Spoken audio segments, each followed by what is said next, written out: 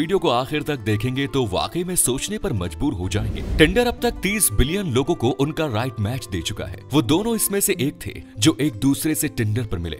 दूसरे 75 million users की तरह दोनों टिंडर पर अपना अपना पार्टनर ढूंढ रहे थे। पर वीक ऑर्गेनाइज होने वाली 10 लाख डेट में से एक नंबर इनका भी था। पर डे 1.6 बिलियन राइट या लेफ्ट स्वाइप होने वाले इस प्लेटफॉर्म पर एक स्वाइप इनका भी था। लेकिन फिर भी इन दोनों के पास एक दूसरे से छुपाने के लिए दो अलग अलग अपने अपने झूठ से, और जब भी झूठ सामने आए तो एक के हाथ दूसरे के खून से रंग गए। आखिर क्यों, आइए जानते हैं। सबसे पहले आइए जानते हैं कौन थी प्रिया सेठ।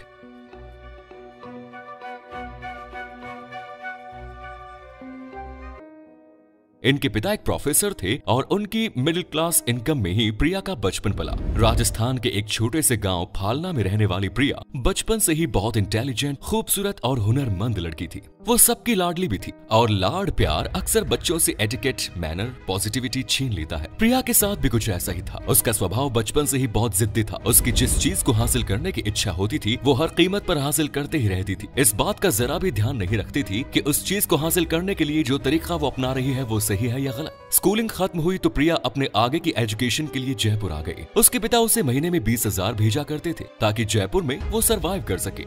लेकिन 20,000 रुपए प्रिया की इच्छाओं के आगे कुछ नहीं थे। यहाँ की चमक दमक और लग्जरी लाइफस्टाइल ने उसकी आंखों पर ऐसी पट्टी बांधी कि वो हर कीमत पर करोड़पति बनना चाहती थी ताकि अपने मन मुताबिक जिंदगी जी सके। इसके लिए उसने पेपर में आने वाले विज्ञापनों पर गौर करना शुरू किया और इंटरव्यू देना शुरू किया।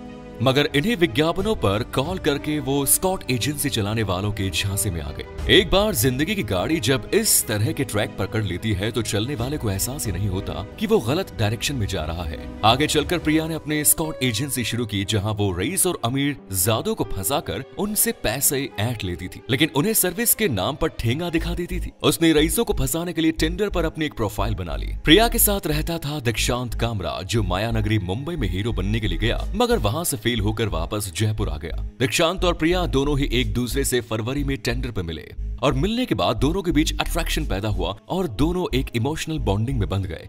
दोनों ही जयपुर में गांधीनगर के एक अपार्टमेंट में रहने लगे। दीक्षांत के ऊपर 20 से 25 लाख रुपए का कर्जा था। इस कर्जे से उभरने के लिए दीक्षांत ने एक प्लान बनाया कि वो किसी भी आउटर साइडर अमीर आदमी को फंसाकर उसे लूट लेंगे। इस प्लान में उसने अपने दोस्त लक्ष्य वालिया को भी शामिल किया।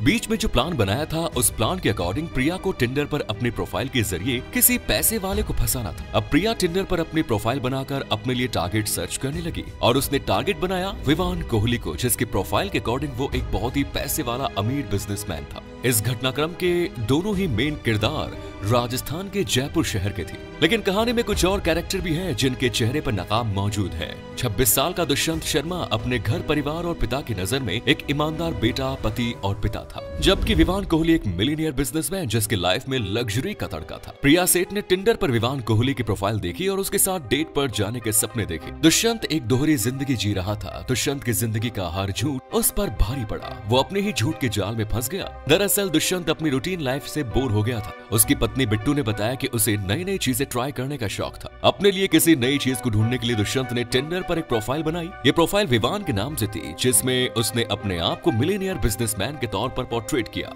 और इस अट्रैक्टिव प्रोफाइल पर जब प्रिया की नजर पड़ी 2 फरवरी 2018 में दोनों एक दूसरे से टिंडर पर मिले। इसके बाद लगातार दोनों एक दूसरे से कॉफी पर मिलने लगे। प्रिया को लगा कि विवान सच में अच्छे पैसे वाला इंसान है। इधर दुष्यंत शर्मा को लगा कि प्रिया के रूप में उसे कोई नई चीज मिल गई जिससे वो अपने नए शौक पूरे करेगा, जिसे वो ट्राई करने के लिए विवान बनकर उसके घर पहुंचा। प्रिया ये नहीं जानती थी कि जिसे वो मिलीनियर अमीर बिजनेसमैन विवान कोहली समझ रही है वो हकीकत में एक मिडिल क्लास फैमिली को बिलोंग करने वाला दुष्यंत शर्मा है। बस इसके बाद प्रिया ने विवान कोहली को ट्रैप करने का प्लान बनाना शुरू किया। 2 मई साल 2018 को दुष्यंत शर्मा अपने घर आया। घर आने के तत्काल बाद वो वापस बाहर जाने के लिए निकल गया। जाते जाते घर वालों को ये कह गया कि उसे अचानक कोई काम आ गया है। इस बार उसने अपने पिता रामेश्वर शर्मा की मारुति ऑल्टो कार ली। उदयपुर के शिवपुरी एक्सटेंशन से निकल चुका था। प्रिया सेठ अपने फ्लैट में अपने टिंडर डेट विवान कोहली का इंतजार कर रही थी। खूबसूरत हसीना से मिलने के सपने लेकर विवान कोहली जैसे ही उस फ्लैट में दाखिल हुआ, उसे पता चला कि वहाँ पर प्रिया के 2 साथी कॉकरोच की तरह पहले से ही मौजूद हैं। पहले तो उसे लगा कि ये दोनों उसके आते ही यहाँ से चले जाएंगे ताकि उसके और प्रिया के बीच की दूरियां कम हो जाएं।